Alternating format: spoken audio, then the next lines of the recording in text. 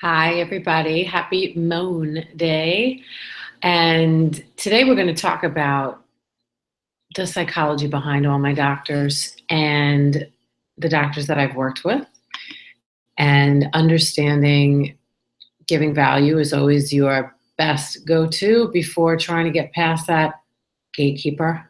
So, the reason that this is my topic today, because I have so many topics, so many that I started writing them in my notes in my phone. Thank God for the Apple product.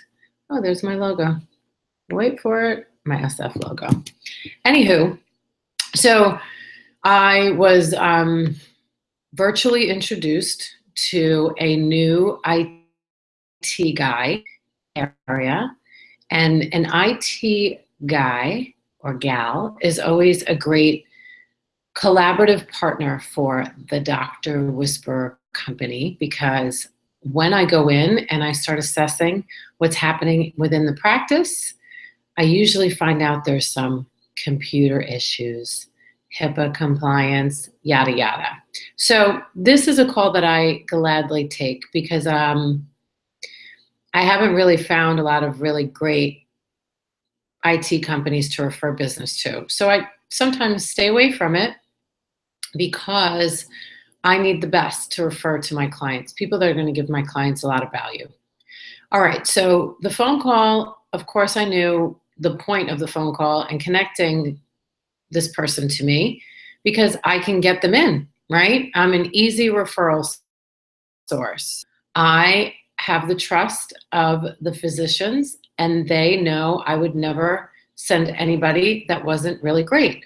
So the company then doesn't have to work hard getting new business, which in a lot of industries like IT, it's very difficult to get new business because physicians sometimes hire people that may be related to them or a neighbor, or trust is a really big thing. So understanding doctors, this is going to be more than one episode, but let me say that the former Tampa Bay mayor, Pam Iorio, I had the great pleasure of sitting next to her at an event one day, and she asked me what I did. I told her all about the business, and she said, "Oh, such a great idea." Because, doctors, they are in the books for so many years, studying to save people's lives.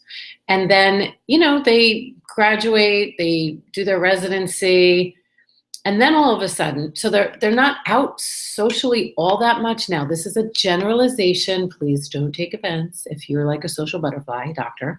But a lot of them are in the books, which I respect greatly. So not a lot of time to hang out and go to the club and all that good stuff on the weekends, right? So in the books, and then they come out, they're in business, they're in practice, they're working at hospitals, and all of a sudden now everybody is listening to every word they say because, like, they're your doctor and they respect your opinion. So they go from being like a little bit on the nerdy side to like the most popular person in the world. So that disconnect, right? So I have a great understanding of doctors because I've been working with them so long.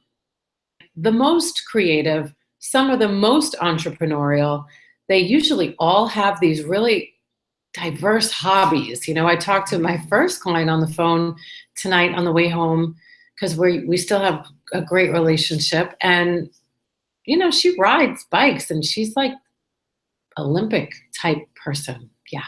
And a doctor.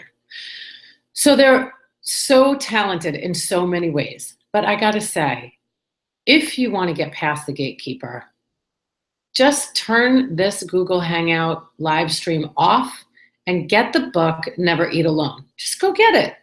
Keith Ferrazzi, one day you're going to really appreciate how much I recommend your book. So this book, again, Never Eat Alone.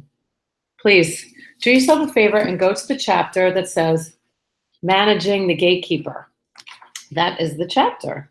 And it is chapter 10. Yeah, section 2, under the skill set. So he really does do a really wonderful explanation of how important it is to be friendly, like be friendly to everybody.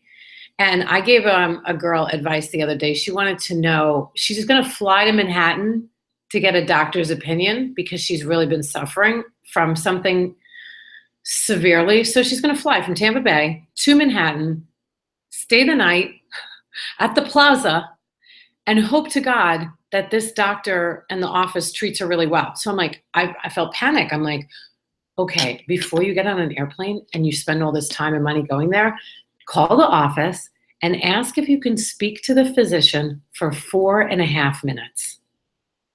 4.5 minutes that you're going to get on an airplane and you're going to literally fly to New York to see this doctor.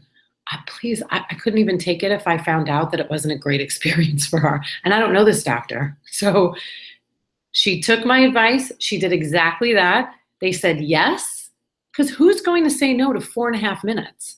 But if you call and you say, I want to come and meet you and I want to have lunch with you, do you have any idea how busy doctors are and how many people want to get to them?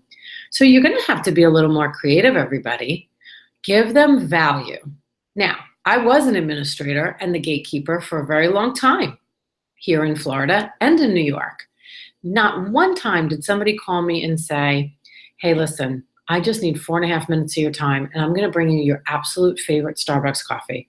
Well, for me today, it would be bulletproof. So bring me bulletproof coffee with grass-fed butter and we'll talk. But honestly, you're going to have to be really nice to whoever's answering the phone, come up with some catchy way to schmooze them. And then you ask to speak to them, but don't take, give, give, give, give. And then eventually you go for the ask. But when you're building a relationship and you're managing the gatekeeper artfully, as Never Eat Alone says, you really need to do your homework before you go. That's another chapter in the book, doing your homework. Okay, so that's it, I think. My topic said understanding doctors and managing the gatekeeper. Keith Ferrazzi, Never Eat Alone. Read it. Please, even if you're not trying to get to doctors, or you're trying to get to anybody. You know how many people just ask me for things? And I'm like, really? Do you think I spend all my time just thinking about how I can make you money? I don't. Okay, have a great night, and I look forward to talking to you more again tomorrow with my one viewer. I'm going to take a guess that it's my husband. Hi, Rob Beckety. Love you.